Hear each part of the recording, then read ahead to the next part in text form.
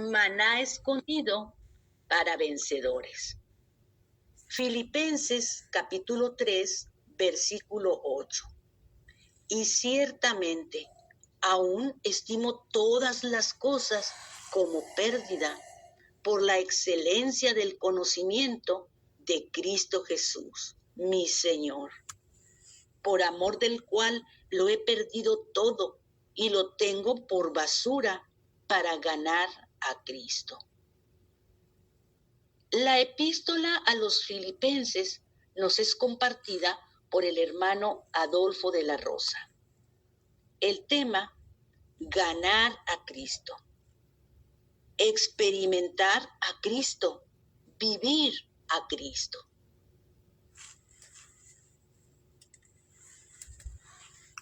Sí, hermanos. Estamos en la epístola a los filipenses. Y estamos hablando del principio financiero.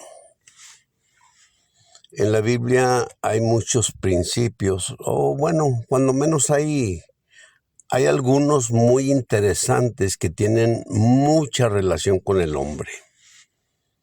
O sea, yo diría principios que gobiernan la vida del hombre.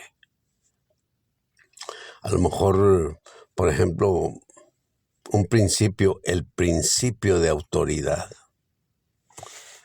Ya, claro que después algún día pues tendremos que hablar de todas estas cosas, pero por lo pronto hoy estamos en el principio financiero. ¿Cómo opera el principio financiero? Todos los seres humanos, ¿verdad? O todos nosotros queremos, pues prácticamente, podríamos decir, estar bien. Estar bien ¿en qué sentido?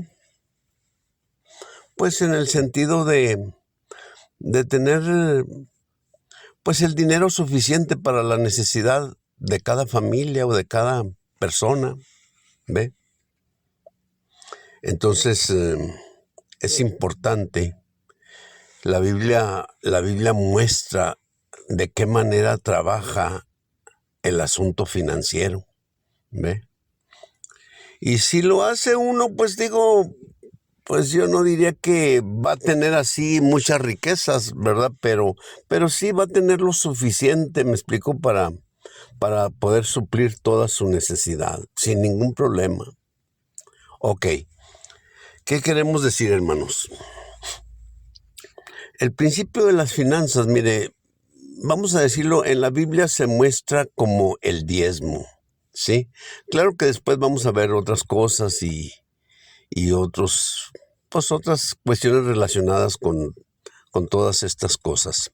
Ok, la primera ocasión, ya dijimos que, pues Dios, 11 tribus, básicamente es el pensamiento de Dios, deben de cuidar de una tribu, ¿verdad?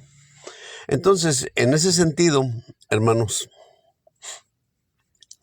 Dios establece el diezmo. El diezmo, pues, por supuesto, es la 10ª parte de lo que nosotros recibimos. Si usted dice, yo gano 100 pesos, ¿verdad? Entonces, pues el diezmo son 10 pesos. Si usted dice, yo gano $1,000, pues el diezmo son $100.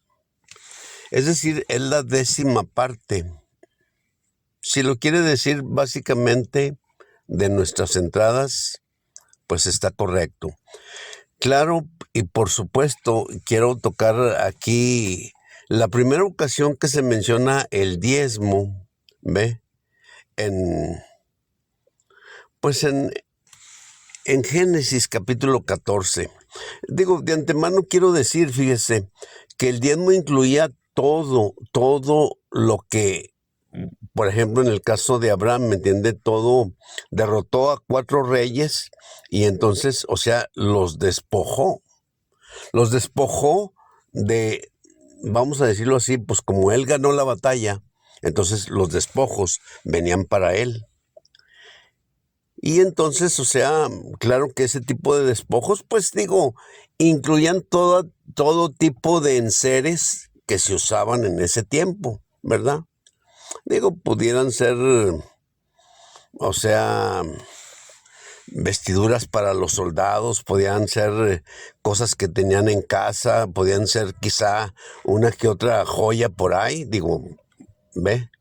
Y luego, pues las mismas personas, o sea, al ser derrotadas, pues haga de cuenta que pasaban a ser propiedad del que las derrotó. Entonces, en este sentido, pues sí quiero decir, ¿verdad? Que, o sea, por ejemplo, aquí en Génesis capítulo 14, o sea, Abraham da el diezmo de todo a Melquisedec. Y eso quiere decir, o sea, todo, por ejemplo, si eran 2 zapatos y un zapato, pues era para el diezmo, por decir, y una cinta o lo que usted quiera, siempre era así. Ok, claro que quiero decir con esto, me explico, porque digo, luego hay gentes que, digo, la verdad me parece que se pasan de listas, ¿verdad? Porque quieren decir que eso era el diezmo. Y como decir que eso era el diezmo quiere decir que ya no aplica para este tiempo. No, no, no, hermanos, digo, el asunto es, o sea, el diezmo es de todo lo que se te da, ¿sí? Pero básicamente, ¿me entiende? En la manera más práctica para este tiempo, en aquel entonces sí, yo le voy a decir, por ejemplo, en este caso, pues fíjese, fueron las personas que fueron vencidas, más todo el despojo de todas sus posesiones, ¿sí? Eso, de eso dio el diezmo a Abraham. Entonces, claro, en otro tiempo, ¿verdad? El pueblo de Israel se reunía 3 veces al año en Jerusalén y la manera, me explico, es que ellos llevaban de acuerdo a lo que ellos hacían, como vamos a decir, lo que hacían para su vivir.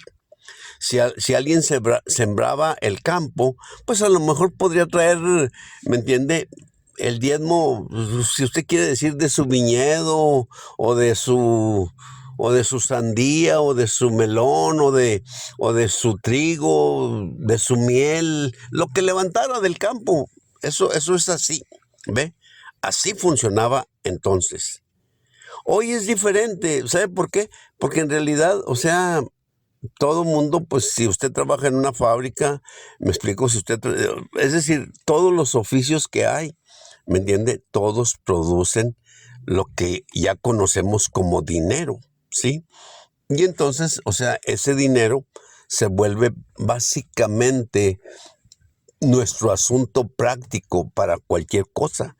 Con ese dinero compra, vende y hace, pues digo, tratos, ¿me explico?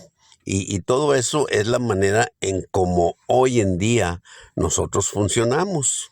Entonces, digo yo, si alguien quiere decir que, pues, que el diezmo no era dinero, no, pero por eso, pero digo, pues me parece que se quieren pasar de listos, ¿ve? Digo, si ven todo el asunto a través de toda la Biblia, esa es la manera, ¿ve? Entonces ahorita en este tiempo, pues claro, eso es lo más práctico, pues eso es lo que hay. No le van a pagar con 10 kilos de frijol, ni le van a pagar con 1 kilo de tomate y con 3 kilos de, vamos a decir así, de aguacates o lo que sea. ¿Sí me explico, hermanos? O sea, sería ya ridículo para este tiempo. Digo, quiero decir, y quiero decirlo bien, ¿verdad? Nomás, sí, a veces hay esas cosas, ¿ve? Pero bueno. Ok, déjeme le digo de Génesis capítulo 14. Mira, en Génesis capítulo 14, ay, perdón, ya lo moví yo aquí. Bueno, dicho de otra manera, hubo una pelea entre 5 reyes y 4 reyes, ¿sí? Los 4 reyes vencieron a los 5 reyes. Y entre esos 5 reyes, pues iba Sodoma y Gomorra. Y entre ellos iba Lot, sobrino de Abraham. Si usted recuerda, por ejemplo, cuando Abraham salió de Ur de los Caldeos, fíjese, déjeme le digo, Dios le dijo, sal de tu tierra, sal de tu parentela, sal de la casa de tu padre y ven a la tierra que yo te mostraré. Bueno, digo yo, perdón por ser a veces así, medio así, ¿verdad? Mire, Abraham realmente no obedeció a Dios, básicamente, en ninguno de estos puntos. Quizá, ¿sabe por qué? Porque Abraham era muy joven. Entonces le dijo a su padre lo que había pasado. El Dios de la gloria le apareció a nuestro padre Abraham, ¿ve? Pero quizá por ser joven él no supo, pues, qué hacer, ¿ve? Y entonces le dice a su padre llamado Taré, le dice, oye, se me apareció Dios y me dijo que saliera de mi tierra, de mi parentela, de la casa de mi padre y que fuera al lugar, a la tierra que él me iba a dar. Entonces, pues digo, como Abraham, vuelvo a decir, ¿verdad? Probablemente su juventud o probablemente su inmadurez, ¿me explico? Entonces, pues el que lo sacó fue Taré su padre. Taré su padre llevó, fíjese, a Lot. Taré su padre llevó a Sarai, mujer de Abraham, y a Abraham. O sea, cuando menos estos tres fueron junto con Taré. La palabra Taré significa realmente pereza, tardanza. Digo, eso fue algo que realmente pues, retrasó un poquito el viaje de Abraham para llegar a la buena tierra. ¿Por qué? Porque realmente Taré nada más llegó hasta un punto llamado Harán. Taré sacó a Abraham, a Sarai, a Lot principalmente también, o sea, era la familia que iba con Taré y lo sacó de Ur de los Caldeos, o sea, en Mesopotamia. Y en realidad Ur de los Caldeos significa tierra de demonios. Y entonces Taré los trajo hasta un lugar llamado Harán. Harán realmente era podríamos decir un lugar desértico, ¿me entiende? Donde no había prácticamente gran cosa. Pero ahí se estableció Taré, ¿me explico? Hasta que murió Taré. Fíjese, durante todo ese tiempo que salió Abraham, junto con Taré su padre, ¿verdad? Y su mujer Sarai y su sobrino Lot, ¿verdad? Es decir, Dios no le dirigió la palabra a Abraham, fíjese. Pero lo cierto es que una vez que muere Taré su padre, entonces Dios le vuelve a aparecer a Abraham. Y entonces le dice, pues te dije, sal de tu tierra, sal de tu parentela, sal de la casa de tu padre y ven a la tierra que yo te mostraré. Entonces ya después de ahí, ya Abraham salió y avanzó y llegó hasta la tierra de Canaán. Entonces, el punto no es hablar de eso, sino simple y sencillamente mostrar, o sea, los detalles de cómo realmente estas cosas vinieron con Abraham. ¿Por qué razón? Porque Abraham salió, o sea, con Taré su padre, y salió con Sarai su mujer, y salió con Lot su sobrino. Y quiero decir, o sea, que Dios le dijo, sal de tu tierra, de tu parentela. O sea, de tu parentela implicaba a Lot su sobrino, ¿ve? Porque Sarai ya era su mujer, ya era su esposa, ¿ve? Entonces, y también Dios le dijo de la casa de tu padre. Entonces, dos cosas, por ejemplo, en las cuales ahí Abraham no salió como Dios le dijo, es que su padre fue el que lo sacó, ¿ve? Y en la otra es que llevaba a Lot su sobrino. Quiero decir esto porque después, ¿me entiende? Vamos a decirlo así, crecieron los ganados de Abraham y los ganados de Lot, su sobrino. Y cuando llegaron a cierto punto, ¿ve? Entonces estaba el camino